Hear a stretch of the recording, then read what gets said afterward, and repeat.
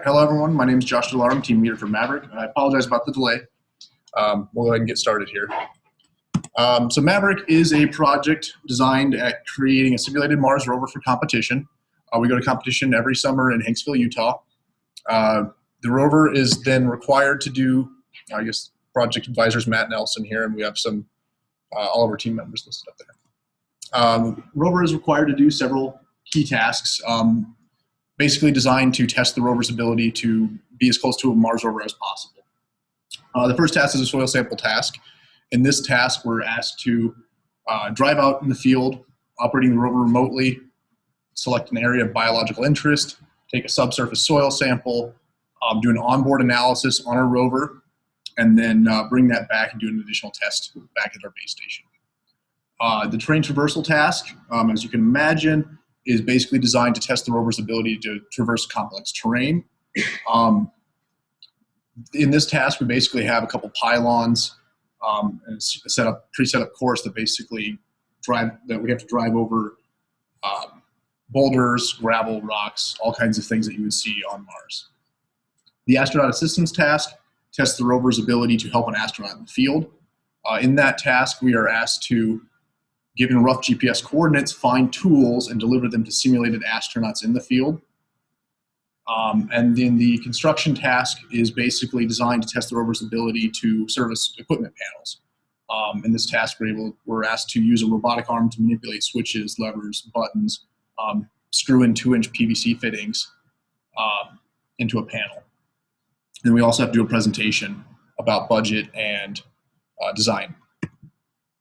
So this is our rover so far. If you've been to the lab before, you've probably seen it hanging out there. You can see it's, as opposed to previous years, it's all CNC machined, billet aluminum, so it's very lightweight. So our progress so far is that we have a rudimentary driving system in place.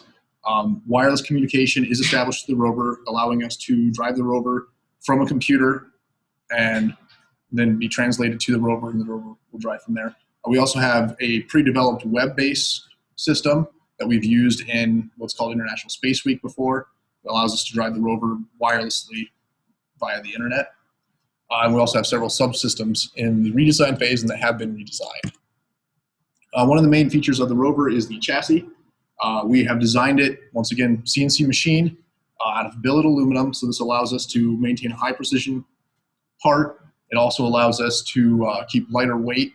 And the additional feature of the chassis is the box shape. So since we're a box shape, we have more flat surfaces, which allow us to mount more equipment, panels and stuff like that, and have multiple mounting points for any additional equipment that we may need, either if the competition task changes or if we want to use the rover for something other than just competition.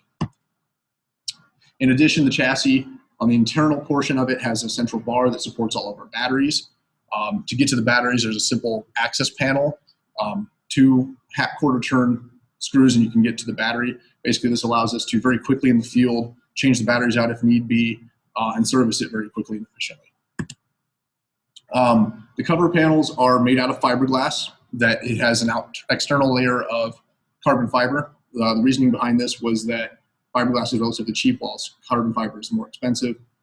The carbon fiber also provides a better aesthetic quality, so the single layer of carbon fiber on the outside makes it look nice, while the fiberglass does most of the body.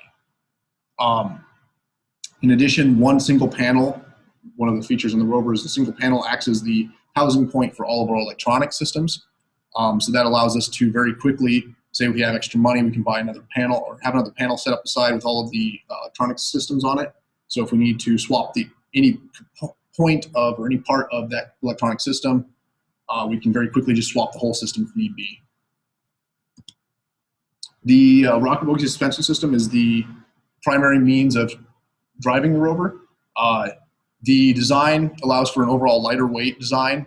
It's also, since it's a Rocker-Bogie suspension system, basically allows it to contort and maneuver around obstacles, keeps the wheels in contact with the ground at all times, so we're constantly delivering power through the rover to the ground, allowing us to propel.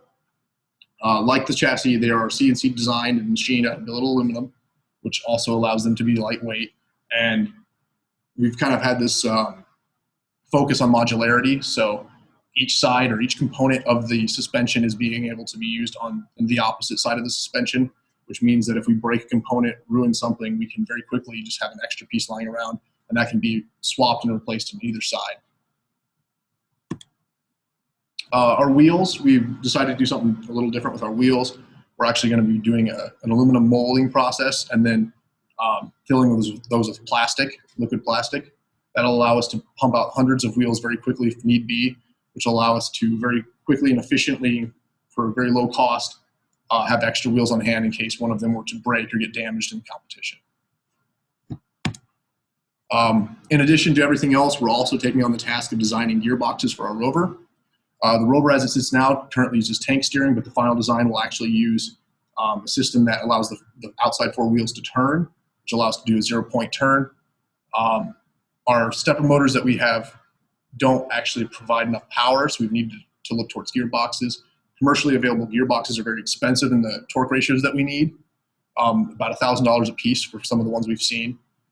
We've decided that it's possible to manufacture a gearbox for less cost than that.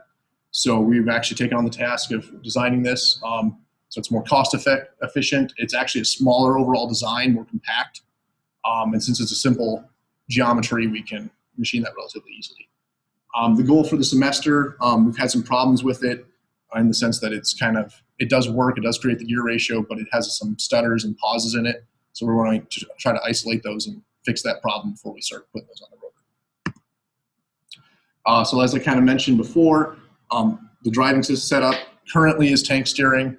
All 6 wheels are independently powered, which allows for better traction control and over rough terrain. But the final steering design will actually allow the outside 4 wheels to turn, and if we actually have enough money, possibly all 6 wheels to turn simultaneously, allowing us to strafe in any possible direction. With that, I'll hand over to Jim for the arm. Hello everyone, I'm Jim Bove, and for our arm, it's required for several different tasks for the competition. It has to be able to lift up to 5 kilograms at the end of the arm, and that would be for the astronaut assistance task. And it also needs to be fine-tuned enough to screw in a 2-inch PVC pipe for the construction task as well. And so due to the large weight at the end of the arm, we need to have 2 linear actuators capable of producing 180 pounds of force. Also, the arm is CNC'd to allow for lighter overall weight and to maintain its strength. And then the arm design is the way it stands to allow for a large range of motion. Then at the end of the arm, we have the end effector. The end effector is involved in the construction and soil sample tasks, as well as the payload deployment task as of the new rule changes. The changes to the end effector design include higher torque servos, higher mass capacity for the gripper, and changes to allow for orientation and length of the design. The end effector will have a simple parallel gripper. At the moment, that's the design we've come up with. If we decide in the future that there's a better design, we will go with that. The end effector has 3 axis servos, 2 at 1,200 ounce-inch, and then 1 at 3,600 ounce-inch. And the potential range of movement for the end effector is 360 degrees left and right, over 180 degrees up and down, and then 360 degrees front rotation. And with that, I'm going to pass it on to Clint. Clint, to further evaluate or to go over the soil sampling task, you take a subsoil sample, and it's going to be roughly, it has to be 2.5 centimeters at least. That sample will then be tested in the field and the lab, but then will be transported to the home base. The initial design for the soil sample tool was to have a drill, but then that, due to simplicity, we changed it to a bucket, which would allow it not to get clogged up. And then that bucket would hold about 5 cubic inches. Its range could be up to 7 to 8 inches deep, and would contain a force of 50 pounds. To transport the soil sample, it would be put in this divider where 4 of the small sections, as you can see, will be used for field testing, and the large one would be used for lab testing at the home base. The minimum requirement for the field testing would be pH and soil moisture content. And to do this, our current in process design would be a probe at the end of the arm. And with that, I'll pass it on to the electrical. Dan? I'll be talking about power. So for powering the rover itself, we're going to be using custom lithium iron phosphate battery packs. And these battery packs can support up to 50 amps of current being drawn at once. And it's designed to hold a capacity of 20 amp hours of power. And it's going to be running on 12.8 volts. And next we have our sensors that will be on the rover. And that will be, we'll have a GPS for figuring out its location, a camera so that whoever's controlling it can see where it's going. And for autonomous capability, it can detect what's in front of it. And it will also communicate with the ground station via serial. And hand it off to Ram. Hey, I'm Ram. For our wireless communications, we will have separate data and video links to monitor the systems. Our antennas will be elevated above our base station. On the rover, we will have an omnidirectional antenna, and we will have a directional antenna on the base station. Good evening, my name is Bryce Rooney. I'll be talking about the base station control. So when we're actually at the competition, we will be supplied with 110 volts worth of power. We only have 25 minutes for setup and 15 minutes for teardown, so it needs to be simple, and we need to be able to control it quickly and get hooked up with the robot. It will mostly be controlled via laptop, so we have the visual feedback from the camera. And our control will be based on Python, and Mark will touch more on software in a minute. As far as some electrical systems go, our greatest concern right now is getting everything to be modular.